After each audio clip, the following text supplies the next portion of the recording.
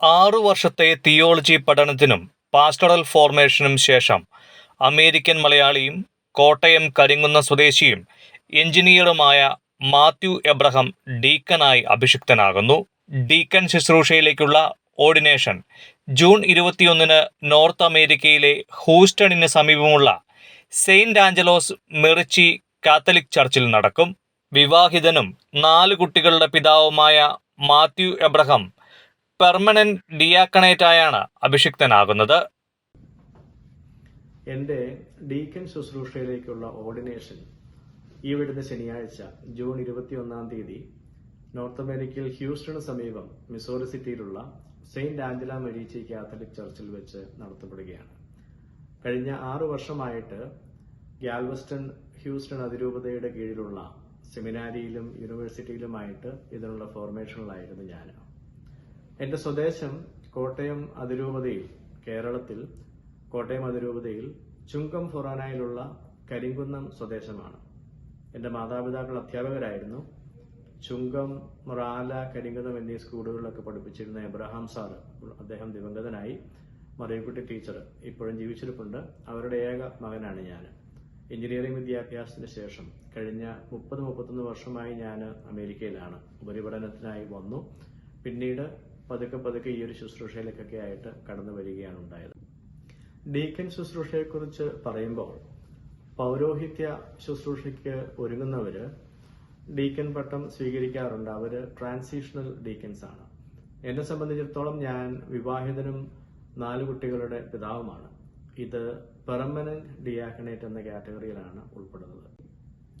എന്നെ സംബന്ധിച്ചിടത്തോളം ഈ ഒരു ശുശ്രൂഷാ മേഖലയിലേക്ക് തിരിയുവാനുള്ള പ്രധാനപ്പെട്ട ഉത്തേജനം റോൾ മോഡൽസ് ആയിരുന്ന എൻ്റെ മാതാപിതാക്കളിൽ നിന്നാണ്. എൻ്റെ അച്ഛനെ സംബന്ധിച്ചിടത്തോളം കൊച്ചു വെളുപ്പാൻകാലത്ത് എന്നെ എണീപ്പിച്ച് പള്ളിയിൽ കൊണ്ടുപോവുകയും ഓൾട്ടർ സെർവിങ്ങിനൊക്കെ എന്നെ ഇൻസ്പയർ ചെയ്യുകയൊക്കെ ചെയ്തിരുന്നു. എൻ്റെ അമ്മയെ സംബന്ധിച്ചിടത്തോളം ഞാൻ ഓർക്കുന്നത് മോശയുടെ അമ്മയായ യോക്കബേദിനെ പോലെയാണ്. ആഴമായ വിശ്വാസത്തിലും പ്രാർത്ഥനയിലും വളർത്തി ദിവ്യകാരുണ്യത്തോടുള്ള സ്നേഹത്തിനായി എന്നെ പ്രചോദിപ്പിച്ചു.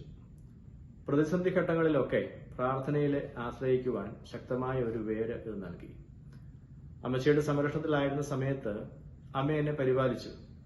ഉപരിപഠനത്തിനായി ഞാൻ വീട്ടിൽ നിന്നിറങ്ങിയപ്പോൾ യോക്കബേദ് മോശയെ പേടകത്തിൽ പൊതിഞ്ഞതുപോലെ അമ്മച്ചി എന്നെ വിശ്വാസത്തിൽ കണ്ണുനീരിന്റെയും പ്രാർത്ഥനയുടെയും പശ കൊണ്ട് പൊതിഞ്ഞു. എന്റെ ഭാവി കർത്താവിൽ ഏൽപ്പിച്ചു. അങ്ങനെ അമ്മച്ചിയുടെ നിരന്തരമായ ദർശനവും പ്രാർത്ഥനയും മൂലം എനിക്ക് നല്ലൊരു കുടുംബജീവിതത്തിനായി ആഗ്രഹിച്ച് ഭാര്യയും 4 കുട്ടികളും ഉൾപ്പെടുന്ന ഒരു കുടുംബമുണ്ട്.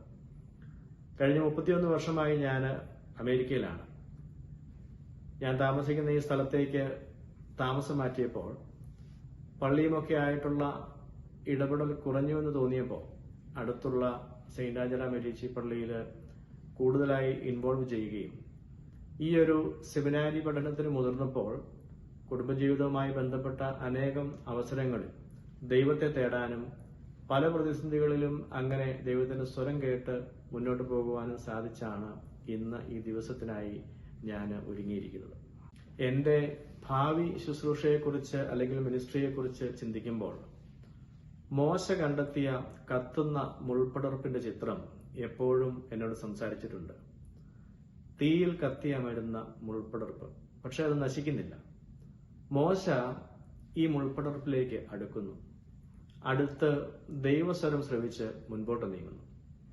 എന്റെയും ജീവിതത്തിൽ ഇതുപോലെയുള്ള പല മുൾപടർപ്പുകൾ ഉണ്ടായിട്ടുണ്ടെങ്കിലും അവിടെയൊക്കെ ദൈവസ്വരം ശ്രവിക്കാനായിട്ടുള്ള പ്രചോദനം കാണാൻ ഞാൻ ശ്രമിച്ചു.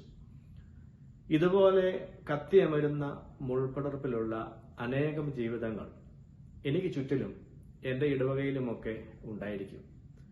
ഇങ്ങനെയുള്ളവർക്ക് അവരെ ദൈവത്തിന്റെ ശബ്ദത്തിലേക്ക് നയിക്കുക, അവരുടെ വിശ്വാസയാത്രയിൽ അവരോടൊപ്പം നടക്കുക, പ്രാർത്ഥനയിലൂടെയും സാന്നിധ്യത്തിലൂടെയും സേവനത്തിലൂടെയും പിന്തുണ നൽകുക.